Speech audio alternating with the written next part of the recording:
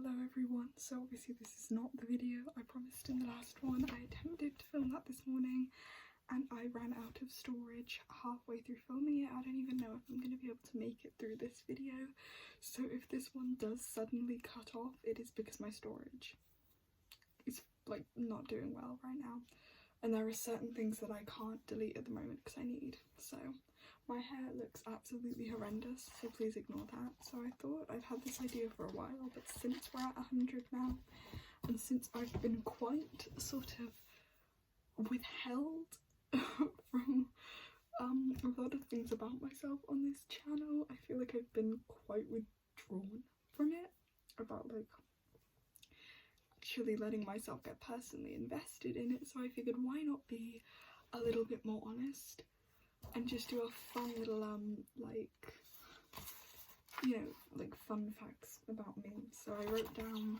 a few pages of just completely random facts. There is some order, but it kind of does jump around a bit, as you will see, but you know what, we'll get into that. So the first thing I wrote down is that I have discussed this quite a few times, and you've probably gathered it already. I'm British, I'm from England.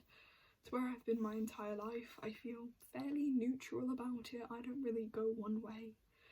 I don't see myself living here for the rest of my life, but I don't also see it as somewhere like that if you told me I had to live for the rest of my life, like that wouldn't be too bad. It's not the worst place in the world. That's kind of how I feel about it. You know, like, where I'm born is where I'm born, you know. I'm lucky that it's somewhere stable. That's my feelings on that. Places I have travelled, I've been to France, I've been to Turkey, I've been to Lanzarote, but I was too young to remember that. And most recently I've been to Greece. I want to go to Canada, Japan, Norway and Portugal. Canada and Japan are probably very unlikely because, another fun fact, I am deadly afraid of flying. Since the age of 12, the only two times I can remember being on planes are at the ages of 15 and 17. And I had panic attacks quite badly during the takeoff of each one, and it's not because I'm scared that the plane is going to crash, it is because I hate the feeling of flying. It is, I can't describe it, but it makes me freak out. I don't like it. I don't like the instability of not having a ground on my feet. I don't like it. If I was like to travel, I feel like it would probably be by ferry, but that also kind of terrifies me, so I think it would just be a fear that I would have to get over if I wanted to go to any of these places. But yeah, so my favourite singers, I had to narrow these down, but I do have some honourable mentions, but my top two are Taylor Swift and Lana Del Rey. Some honourable mentions though are Lady Gaga, Charlie XCX, Amy Winehouse, Britney Spears, Bjork, Stevie Nicks. Those are sort of like my top people. There's a lot of others though. I have a very like broad music taste. Ariana Grande, Chapel Brown, Sabrina Carpenter. I love them all. I could go on and on and on. The list, Beyonce, the list literally just, it goes on. So my favourite albums include Brat, Norman effing Rockwell, Eternal Sunshine, Folklore, Red, I really could go on, Born to Die, as you can probably see there, I cannot remember the name of the album, Chromatica, and Lady Gaga's most recent work, Mayhem. I love Mayhem, I've been listening to it so much. That's definitely one of my favourites. Back to Black and Rumours as well. And Amy Winehouse, not Amy Winehouse, Britney Spears' Blackout as well, and Bjork's Debut. Those are some of my favourites.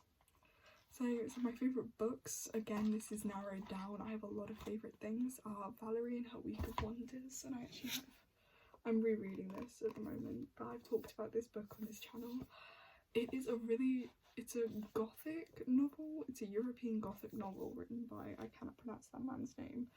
I've talked about this book. It's like a sort of dark coming of age story set in like 1932 in Czechoslovakia, and I'm not going to give too much of it away, but oh my god, Valerie is like the same age as me, And I have somehow never heard like the kind of, I don't think we as a society talk about the sort of almost like darkness the female coming of age experience of learning what your place in the world is actually meant to be, and actually becoming conscious of that. I don't want to get too dark or too heavy, but we don't really talk about that a lot, about that there is a bit of a pain associated with learning what not only your female counterparts will come to think of you when you lose that innocence of being a girl and you make that final transition into going from a teenage girl to a grown woman, like going through that final transition when you actually come to be conscious of what, you know, your female counterparts will come to view you as, and even worse, your male counterparts, because it's not nice learning how, not necessarily individuals, but society as a whole. And obviously this is 1932. A lot has changed. Of course, it isn't as bad now as it would have been for a 17-year-old girl in rural 1932 Czechoslovakia, which I don't even think it was called Czechoslovakia at that point. I don't know, did we call it Czechoslovakia today? I might be wrong. I don't know. I don't know too much about that, to be totally honest. But yeah, that book, I think it's a conversation that needs to be had more, but also it's really weird. It's quite weird. I literally finished this book today. I've been wanting to read it for ages, and it shocked me how much I loved it. Like, I don't think I'm ever going to recover, but 1984 by George Orwell, obviously. I did not expect that book to go in the direction it did, especially in the second part. If you read it, you'll know what I mean. Like, I did not expect that whole plot line. You expect the beginning of it, if you like know the story, you expect how it starts, but you do not expect the way that middle part goes. And then the ending left me absolutely like gut-wrenched and heartbroken and completely devastated. Orwell's writing is complete genius. To be able to set up this world set in the future of our world, and when you look at it from the point of view of like 1949 after World War II, like when you've got the start of the Cold War, for Orwell to be able to kind of try and make up this future of like constant war and 3 massive block powers is just genius. Like how he manages to come up with this stuff as like Animal Farm, that was genius. That what like the mind, his mind must have been incredible. And obviously of course there's the bell jar. I have this really nice hardback copy of the bell jar. I've talked about it before. It's got these gorgeous illustrations. I love it. This is like my pride and joy. Like, I love this. And I found a hardback copy of 1984 that my mother is gonna get for my birthday, so I'm quite excited about that. But those are my favourites. So my favourite writers, Sylvia Plath, obviously. I also have her journals here, which I'm yet to read. I have her poetry, which I have read some of, but not all of. And I have this was the copy of the Bell Jar that I actually read. This was my first copy. It's travelled a long way, that copy. But those are my favourites. And also there's Alice Osman, which I know isn't pronounced as Alice Osman. It's something else, and I can't remember like how it's actually pronounced. But there we go. And of course Orwell. I've read both Animal Farm. I read that book when I was 12 for the first time. For some reason my school decided, yeah, we'll get a bunch of 12-year-olds who have no idea what the Russian Revolution is. Like, I at 12 didn't even know that Russia had a revolution. I had no idea what communism was, or who like Vladimir Lenin was, like what. All I knew was like, oh, they killed a horse, and I was very sad about that. And then I read it again recently, and I've studied the Russian Revolution now, so it made a lot more sense to me when you read it with the actual knowledge. You don't even really have to know that much about it. There's a plane going over, are you kidding me? Oh, it's night time. It's like 11 o'clock at night. Why is there a plane? Guys, go home. Anyways, so another thing I do, I write poetry. I write quite a lot of poetry. Might read it on here one day if I get brave enough. We'll see about that. Favourite poets are Hannah Lowe and Amanda Gorman. Love them. favourite poem itself is his Books by Hannah Lowe. That is such a beautiful piece. And I'm in fact going to university to study creative writing. That's what I want to do. My dream job is to be a writer. Like, that's my main goal, my main thing I really want in my life is to be a published poet. That's really what I want. Maybe a couple of novels, but I found that I usually start novels and I don't finish them when it comes to poetry. They just sort of come to me. They come to me usually in 1 or 2 lines, and then either it'll sort of build itself up over time or it'll just come in one long slew from that line. It's usually the first couple of lines that come to me, and then everything else either comes in bits and pieces here and there or just flows naturally. It really depends on the subject matter. But I've written a lot, so... and I actually only started writing it this time last year, actually, which is the weird thing, because I've only been writing it for a year, and it has devolved into, I think, one of the greatest loves of my life, one of my greatest passions, one of the things that I think has really put me... It's one of the, I've always been quite insecure about the things I do. I've never really felt good at anything. I couldn't draw. I was never very sporty. I'm not that good of a singer, can't play instruments. And then I, at the age of 17, out of nowhere, discovered, oh my god, I can write stuff about the way I feel and about, other people.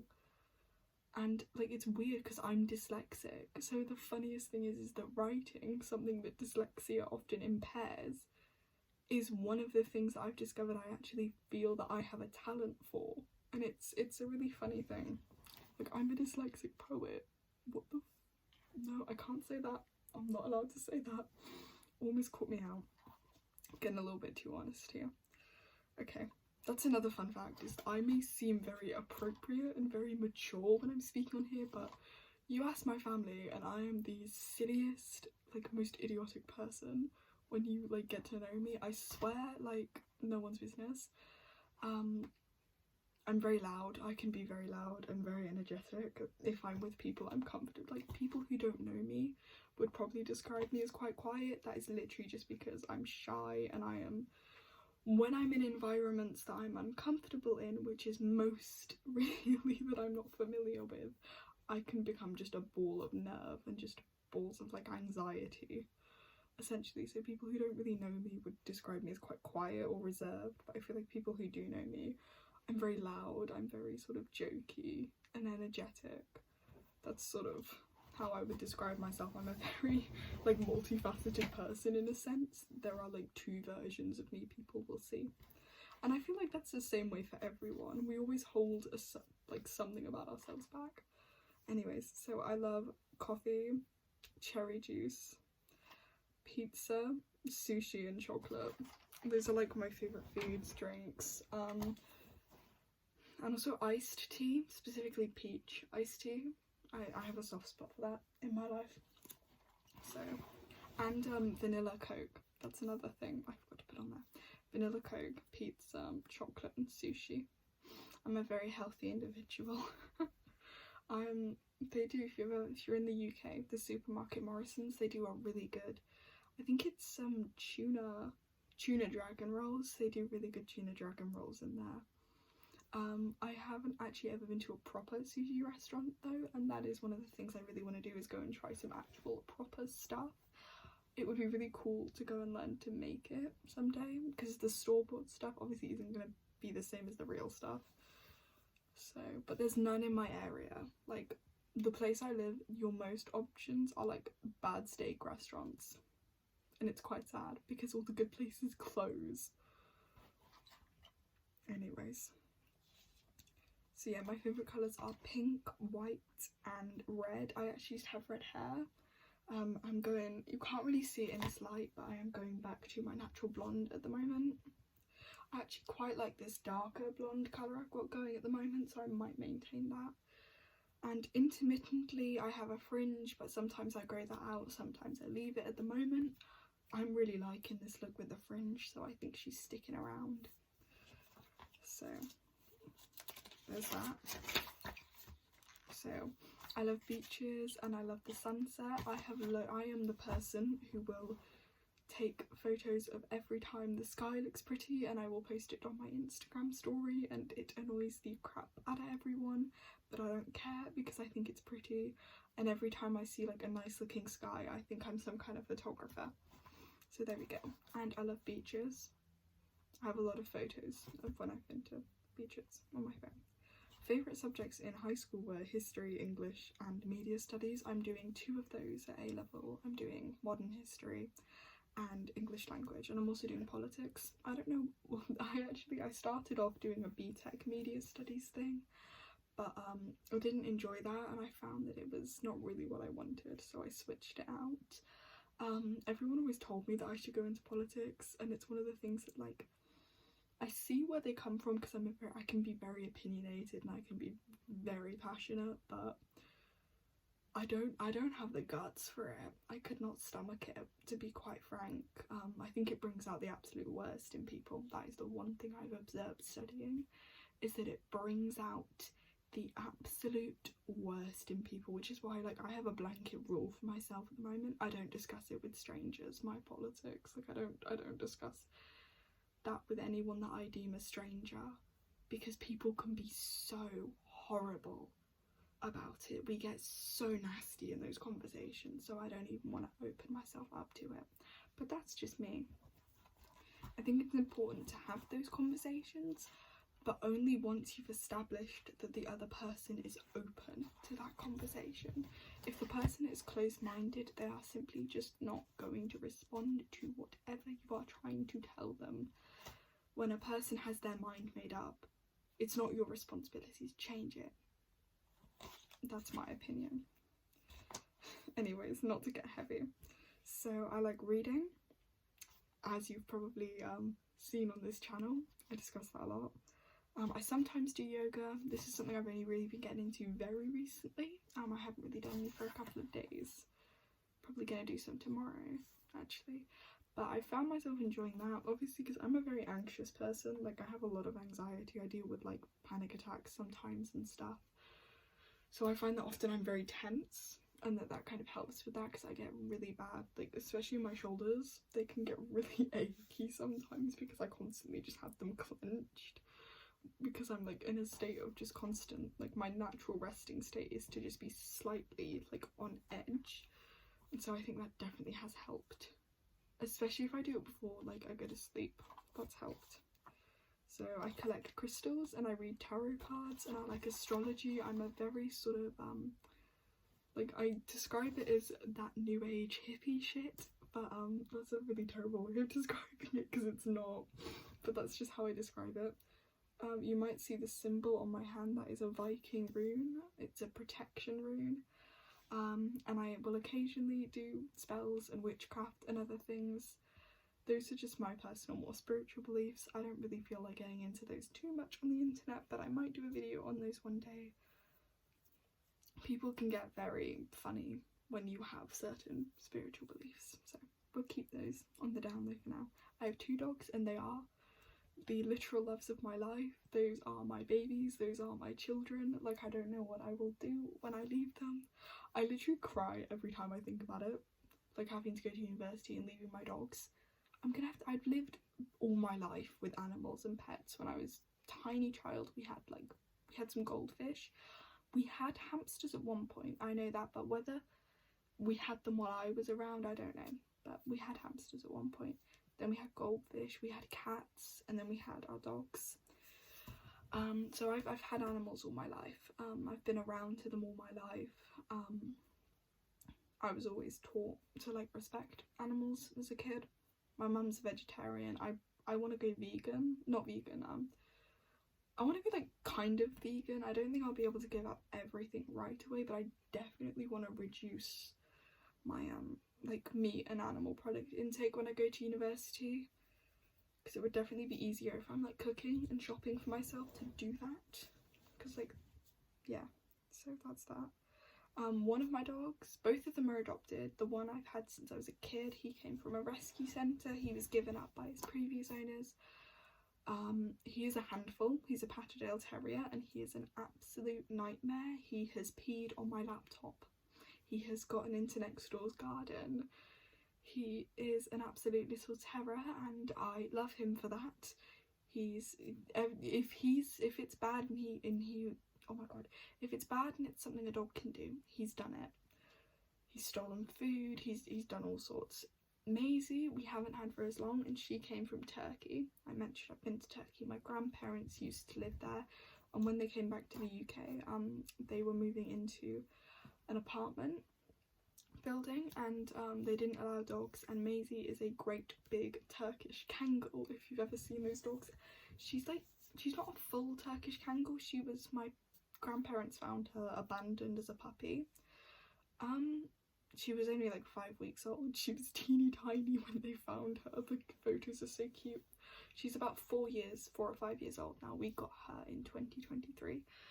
She came to us. We did not think it was going to work out because Socks, the Patterdale Terrier, does not like other dogs, especially bigger dogs, but for some reason, I cannot explain to you why, they actually both really get along quite well. They seem to like each other, like they don't like being separated. I think it's been good for him because he's quite old now, Socks. He's about 13, 14 years old. I think it's been quite good for him to have another dog around. You know, they play together, it keeps up their energy, it's better for them when they have to be left alone. I think he just, like, I don't know why it was her, though, so she is a very, very affectionate dog. She's a very good dog as well, like, she listens. But she is a guard dog breed. A Kangal's main job as a dog breed is to protect sheep from wolves. So she will go outside, she will look out the window and she will bark at just about anything. God forbid a cat comes across her because, oh my god, she goes mad. And she barks at my friends for some reason as well. I've never gotten to the bottom of that. Nobody else that comes into the house will she bark at. She loves people. She's very affectionate. But my friends, she doesn't like them for some reason. And I've never gotten to the bottom of that. So, that's what about. She's a really good dog. They're both really good dogs. They're both lovely and I love them to bits. So, yeah, I've already mentioned that. Another thing is that I really want to get tattoos at some point. Might get this one done, and I really want one behind my ear, like here, but I have read that that really hurts. I want to get one like on my stomach, somewhere around there, and maybe one like here on my hand, and maybe one on my shoulder. This is all like maybe though. Where I'd probably start out having them done is maybe here or like behind my knee or my leg. So I want to get some deer antlers as well. I probably wouldn't get anything done until I had found something meaningful that I liked though, so I don't really have any exact ideas at the moment and I'm not looking to hurry to get anything done. Obviously it's very permanent. So I want to live on the coast when I'm older. I'm actually already in the process of this because the university I've chosen to go to is literally on the coast. It's a coastal town and I'm really excited about that. The idea of getting to live like 5 minutes away from the beach is actually a dream for me. Like that's something I've always wanted to do. I looked around the university and I was really impressed by it. It looked great and something about it just felt right. I can't explain why and I can't really explain it, but it just felt like it felt right. It felt natural to me.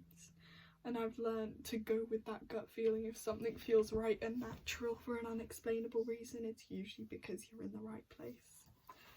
The soul knows these things, in my opinion.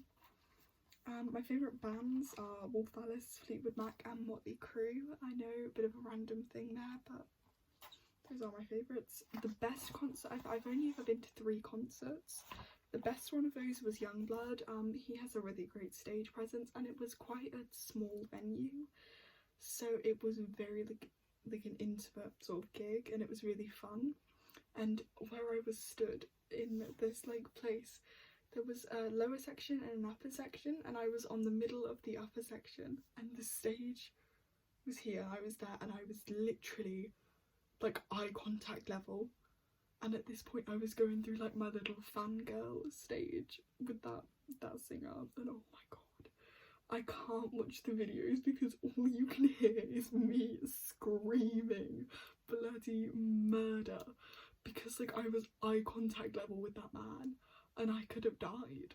Like, oh my gosh, it was so fun though. And my first one was Wolf Alice as well, and honestly these two tie for like first place, because Wolf Alice was, I went to see them in 2021. I was obsessed with that band, still am, but it was their first gig after quarantine, and their first gig with this with their album Blue Weekend, and obviously the crowd's energy was insane because they were a lot of quite young people, university students probably. Bournemouth was where I went to see them. They have a university there, so it was probably uni students who had really missed out on that like whole going out to concerts, gigs, parties, things like that, so they were all quite ready to just get into it. So obviously I was only like 13, so I was quite young, and I was there with my family. There was like 3 levels to this place. It was like, there was like the pit, which obviously I wasn't in, I was 13, and there was a second layer. I could see the stage and I could see the crowd really clearly, and I remember it was so much fun because people were like mosh pitting.